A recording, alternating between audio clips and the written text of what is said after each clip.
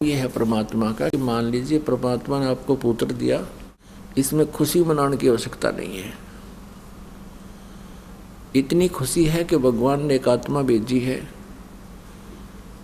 और हम इसको प्रभु के चरणों में समर्पित करें और उसके सेवा करें, उस परमात्मा के बच्चे की, आत्मा की, लड़का हो या लड़की।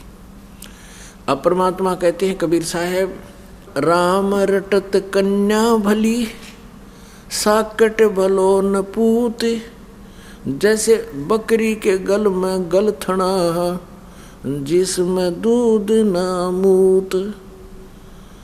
बकरी के गल में एक थन जैसी एक एक्स्ट्रा खाल लटकती है, थन सतन जैसी।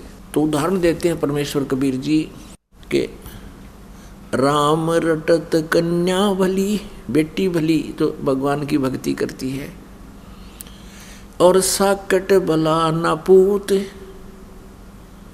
साकट किसे कहते हैं? जो स्वयं भक्ति नहीं करे और जो भी उसके अधीन या उससे संबंधित है उनको भक्ति करने नहीं दे।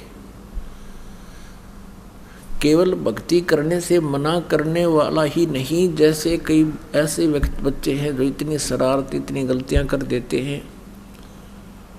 कोई शराब पीता है, कोई चोरी करता है, कोई और बकवाद करता है, काम नहीं करता है, तो वो भी उसकी भक्ति में बाधक है।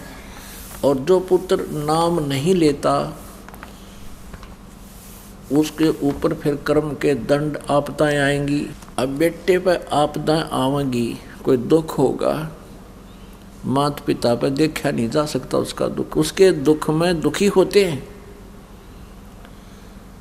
और परमात्मा कहते हैं राम रटत कन्या भली, वह बेटी अच्छी जो भगवान की भक्ति करती है, क्योंकि बेटी के ऊपर कोई कर्म का दंड आवेगा, प्रारब्ध में कोई कष्ट होगा, उसको परमात्मा की भक्ति निष्क्रिय कर देगी।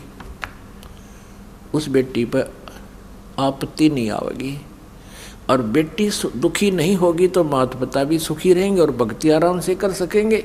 और यदि बेटी भक्ति ना करती होती, उस पर रोज की कोई न कोई कंप्लेंट आती, पति शराब पीता है, बेटी को पीटता है, या कोई और आपत्ति आ गई, बेटा मर गया, बेटी मर गई और समस्या आ गई, तो माता पिता की भक्ति में वह बाधक होती बेटी भी।